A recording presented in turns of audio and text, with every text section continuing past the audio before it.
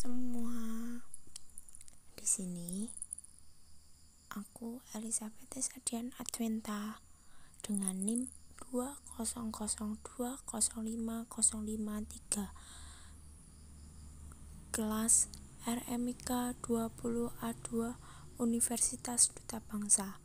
Di sini saya akan menjelaskan sistem endokrin. Ya, pengertian sistem endokrin adalah suatu kelenjar yang mengirim hasil sekresinya langsung ke dalam darah yang beredar dalam jaringan dan mensekresikan zat yang disebut hormon. Nah, di sini saya akan menjelaskan tentang fungsi kelenjar endokrin, yaitu ada 5, yaitu 1. Menghasilkan hormon yang dialirkan ke darah guna diperlukan oleh jaringan tertentu. Yang kedua, mengontrol aktivitas kelenjar tubuh. Yang ketiga, merangsang aktivitas kelenjar tubuh. Yang keempat, merangsang pertumbuhan jaringan. Dan yang terakhir, mengatur metabolisme dalam tubuh. Nah, di sini kita bisa melihat anatomi kelenjar dalam sistem endokrin. Ada 10, yaitu 1. Hipotalamus, yang kedua pineal, yang ketiga hipofisis, yang keempat tiroid, yang kelima paratiroid, yang keenam timus, yang ketujuh adrenal, yang kedelapan pankreas, yang ke-9 ovarium, yang ke-10 testis. Ya, selanjutnya fungsi kelenjar hipotalamus, yaitu berada di bagian otak.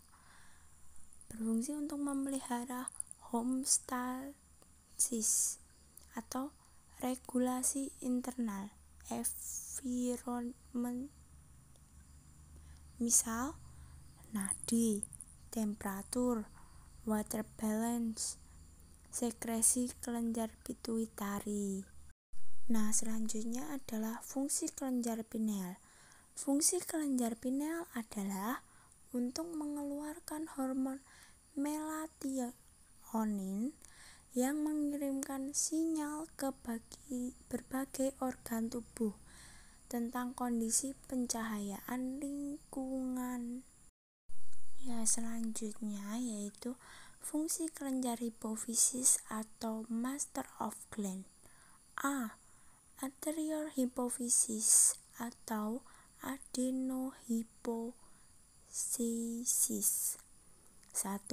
Melepaskan hormon. Apa saja yang dilepaskan, yaitu growth hormone untuk mengontrol pertumbuhan tulang.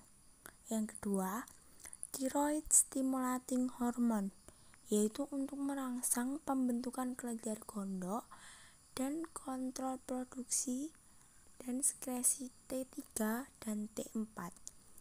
Yang ketiga yaitu adenocorticotropic hormone, yaitu untuk mengontrol adrenal menghasilkan hormonnya.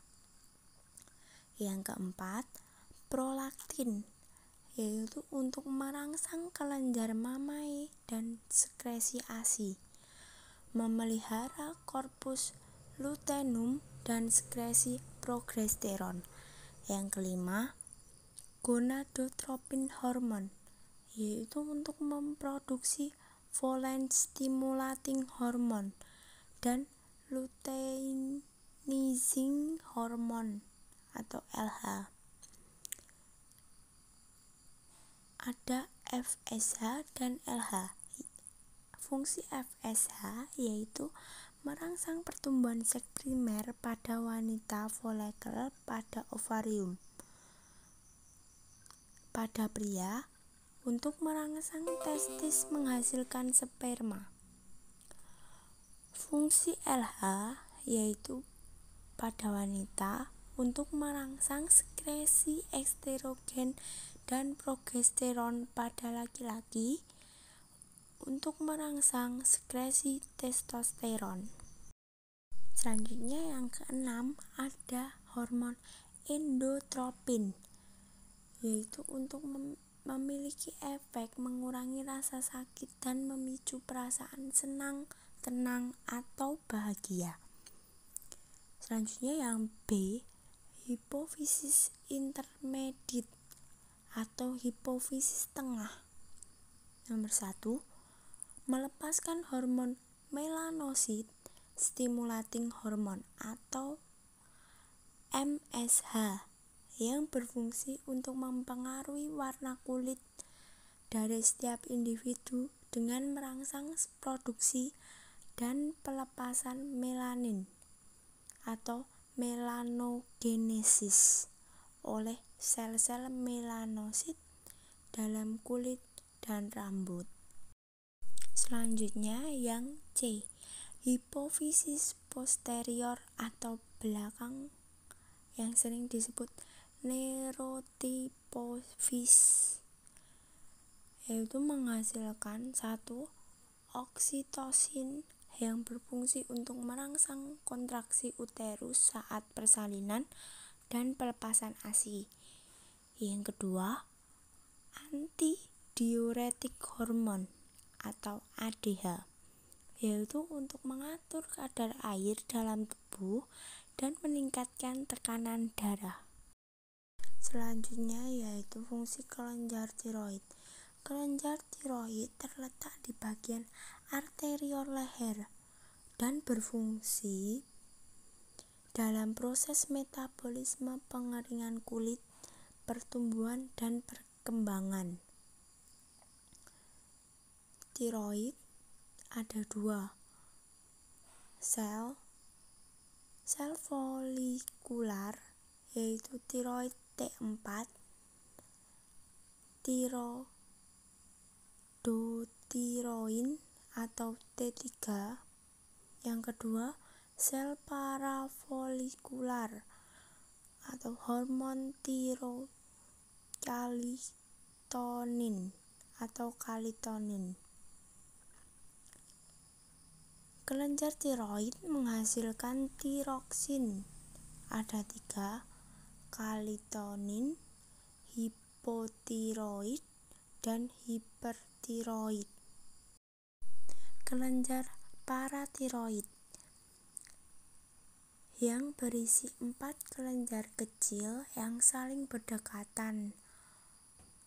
Hormon yang dihasilkan paratiroid adalah PTH atau parathormon.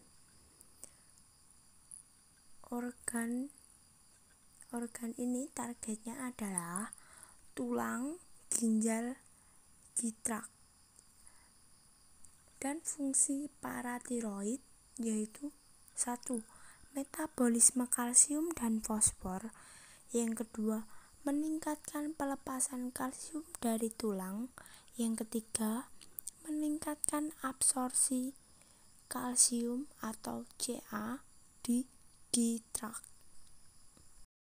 Nah, selanjutnya ada kelenjar adrenal. Kelenjar adrenal ada beberapa bagian. A, bagian korteks, ada 3 lapisan atau 3 bagian, yaitu mineral kortekotikoid untuk mengontrol kadar cairan tubuh dengan mensekresi aldosteron. Yang kedua, glukokortikoid untuk mengontrol metabolisme glukosa, protein, dan lemak. Yang ketiga, adrenogen untuk mengontrol ciri kelamin sekunder laki-laki. Yang B, bagian medula.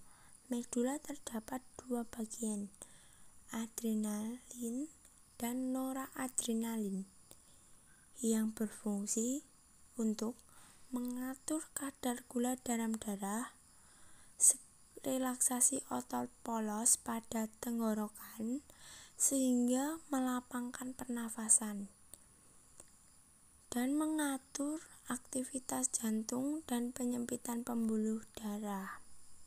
Selanjutnya ada kelenjar pankreas yang mempunyai dua fungsi, eksokrin dan endokrin. Eksokrin untuk enzim pencernaan, endokrin pulau Langerhans. Pankreas mempunyai 3 sel, alfa, beta, dan Y. Insulin dan glukagon berfungsi dalam metabolisme karbohidrat, protein, dan lemak. Somatostatin berfungsi menghambat sekresi insulin dan glukagon. Kelenjar pankreas ada 2. Glukagon yang memiliki fungsi utama untuk meningkatkan kadar glukosa darah melalui proses glikogenolisis, yaitu perubahan glikogen menjadi glukosa. Yang kedua ada insulin, yaitu memiliki fungsi utama menurunkan kadar glukosa darah dengan cara meningkatkan difusi glukosa ke dalam sel. Selanjutnya ada testis. Testis yaitu menghasilkan androgen atau testosteron yang diproduksi oleh sel interstitial Leydig pada tubulus semi-inverus. Fungsi testosteron adalah untuk merangsang diferensi dan perkembangan alat genital ke arah pria, dan untuk mempengaruhi pembentukan sifat kelamin sekunder atau alat genital pria dan rambut.